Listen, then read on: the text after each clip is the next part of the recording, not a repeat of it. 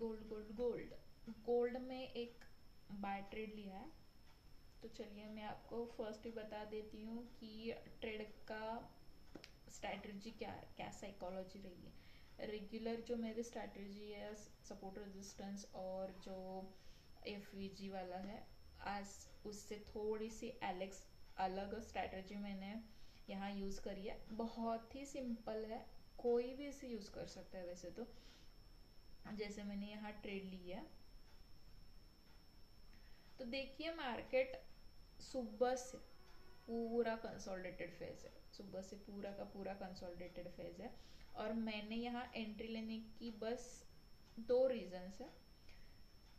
एक तो selling week होती जा रही थी और एक स्ट्रॉन्ग ग्रीन कैंडल बनी, बहुत ही स्ट्रॉन्ग, जिसने वो जो रैली थी, रैली इन द सेंस जो कि डाउन साइड का मूवमेंट था, वो आसानी से उसने ब्रेक कर दिया।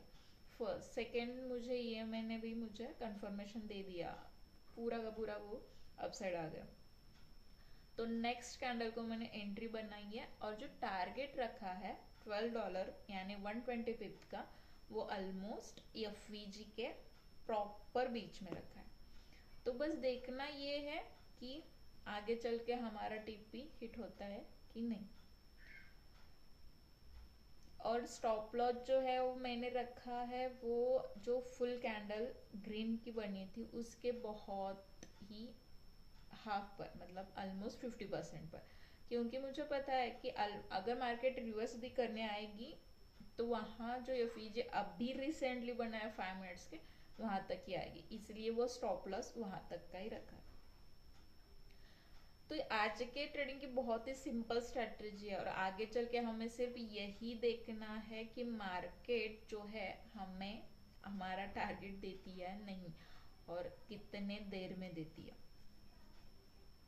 सुबह से मैंने कोई ट्रेड नहीं किया। यहाँ जो भी आपको रैली वगैरह दिख रहे हैं ये सिंपल सी है, लेकिन मैंने ट्रेड नहीं लिया क्योंकि प्रॉपर सेटअप मेरा बना नहीं था, इसकी वजह से।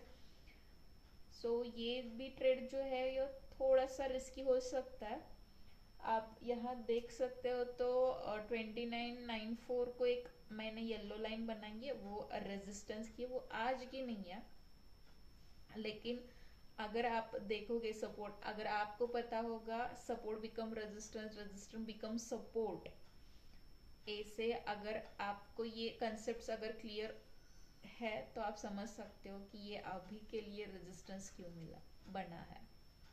आगे चल के मैं अपने कोर्सेज भी बेचती हूँ, या फिर मेरे कोर्सेज भी है। और मेरे कोर्स का फंडा बस इतना है कि मैं सिंगल पर्सन को एट वन टाइम अटेंड करती हूँ या फिर उसको ही पढ़ाती हूँ।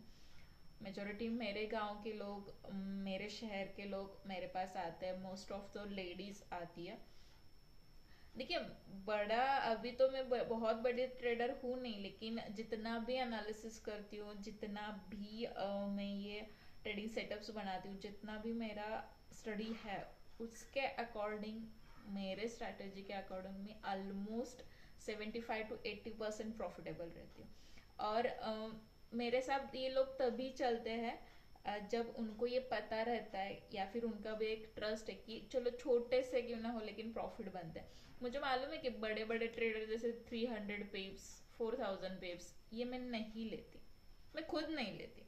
हाँ, एनालिसिस के अकॉर्डिंग वहां तक मार्केट जाती है, मूवमेंट बनती है, लेकिन होता ये है कि जो स्मॉल कैप से ट्रेड करते हैं उनको पता भी नहीं चलता कि किस तरीके से हमारा रिस्क रिवॉर्ड रेशियो रहना चाहिए, किस तरीके से हम अपनी प्लानिंग करें हमारे पैसे की। तो जो भी, या फिर जो इनिशियल है या फिर बिगिनर्स ट्रेडर है, उनको फटाफट से पैसे चाहिए होते, उनके पास इतनी देर ट्रेड होल्ड करने की भी कैपेसिटी नहीं होती। तो ये मेरे यहाँ से जो भी पढ़ते हैं या फिर सीख रहे हैं, वो यही सीख रहे कि थोड़े थोड़े धीरे धीरे वो अपना एम्पायर भी बना लेंगे, जैसे मैं बना रही हूँ। सो आपको भी मुझे मेरे जर्नी में अगर ज्वाइन करना है तो आप ऑब्वियसली मेरे यूट्यूब चैनल को सब्सक्राइब करो, फॉलो करो, इंस्टा पे भी मेरा चैनल है। ठीक है, देखते हैं अभी ट्रेड, अभी तो चल रहा है, दो कैंडल्स तो प्रॉफिटेबल चल रही है, आगे चल के देखते हैं क्या क्या होता है इसमें। लगता तो है कि अगले 2-3 कैंडल्स में मेरा ट्रेड हो जाएगा, पर मुझे डर भी है 4294 इस लेवल का, वहाँ से रिजेक्शन ना आ जाए।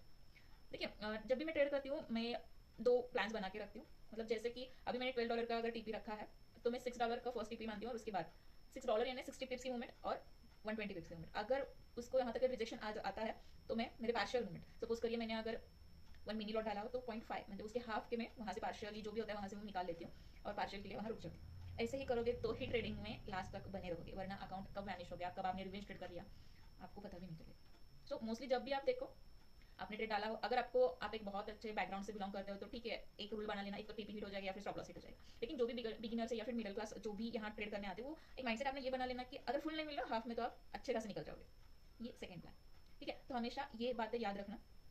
देखिए मैंने जैसे कहा था, एक्चुअली मुझे लग रहा है कि 94 से रिजेक्शन आ जाएगा, मुझे तो 92 से रिजेक्शन मिल रहा है। देखते हैं आगे जाके ट्रेड में क्या क्या होता है।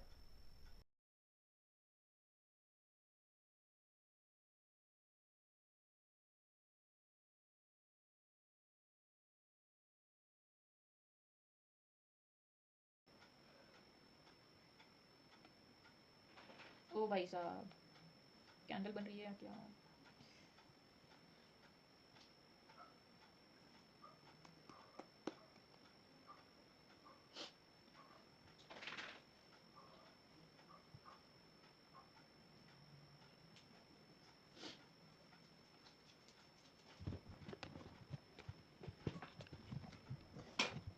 ये इधर, नो,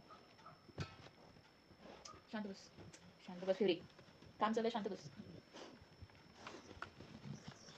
तुला पण येते अल्टिमेट वाला?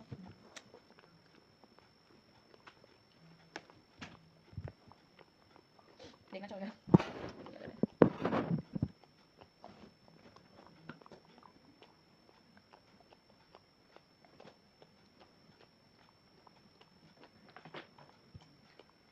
बहुत वेटिंग कर रहा है ये ट्रेड।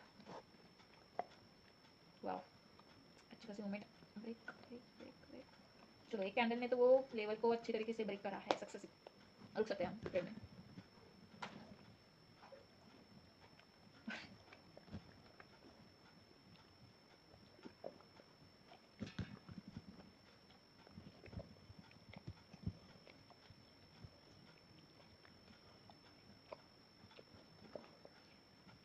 एक स्ट्रॉन्ग ग्रीन कैंडल के बाद दो रेड कैंडल्स।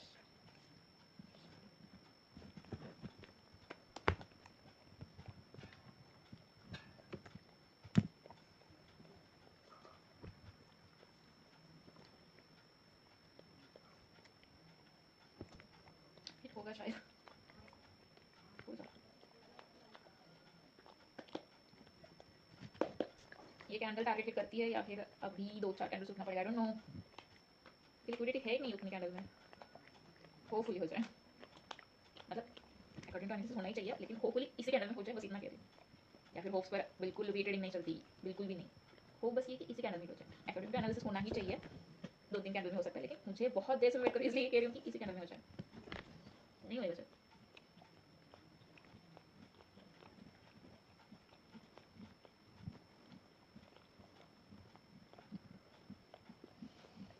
नहीं।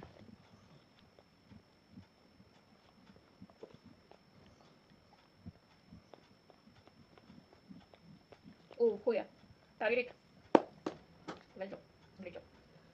चलो देखिए टारगेट हिट हो चुका है, हमारे टारगेट से ऊपर जाकर आई है 12.8, मतलब ऑलमोस्ट 128 पिक्स की मूवमेंट, वहाँ से भी ऊपर गया मार्केट, सक्सेसफुली टारगेट है। तो ऐसे ही